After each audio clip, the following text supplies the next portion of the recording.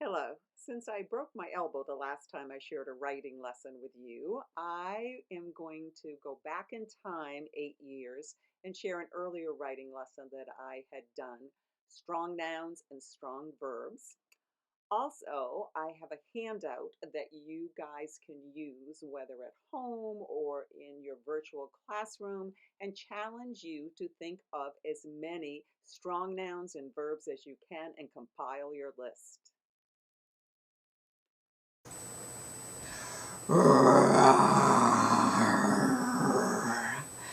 What are we talking about this week on Make Writing Visible? We are talking about strong nouns, and we are talking about strong verbs. Writers like to be descriptive. They want to have describing words, and what they often tend to do is to have a lot of adjectives and a lot of adverbs. My experience as an author, what I've read about being a good author, what I've had editors, writing bosses at publishing companies tell me, is you don't want to string a lot of adjectives and adverbs together. Instead, you want the strong nouns and you want the strong verbs to do the work. Example, I could say a long way with those adjectives, the very small dog barked a small bark. The very small dog barked a small bark. A much better way would be the Chihuahua yipped. The Chihuahua yipped.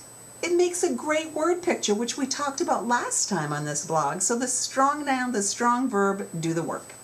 Another example, I could say, the very large dog made repeated, loud, wet, breathy noises.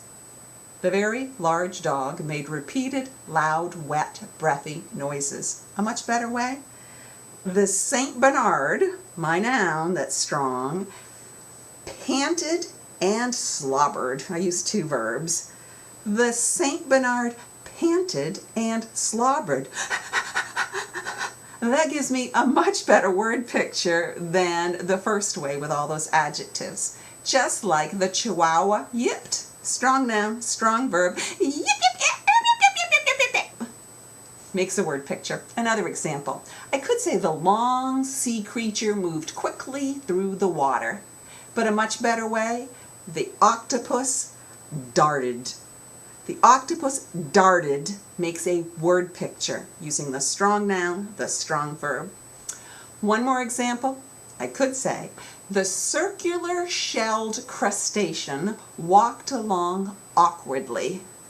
But a better way, the crab skittered.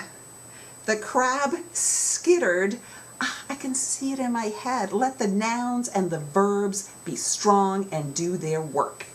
In your classroom, to practice this, what you might do is have a paper, chart paper, that says a person, something sort of general, and then an action that's kind of general. And then what you guys could do is you could brainstorm possibilities. So for person, I might say giant.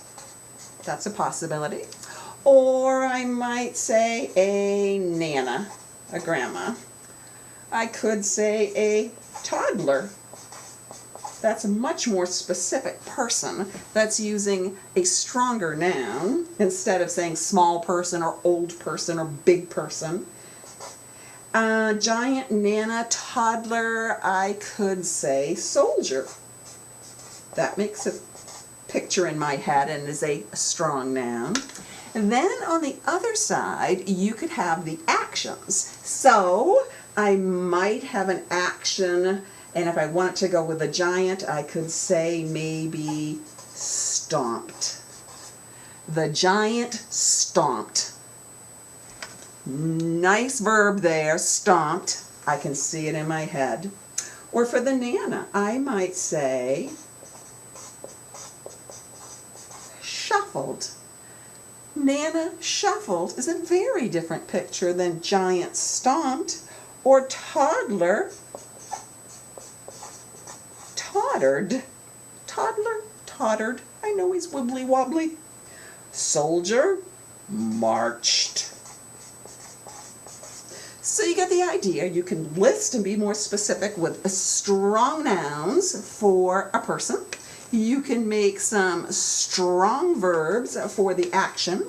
And on this blog, there will be a handout that you can do so you guys can practice making strong nouns and strong verbs.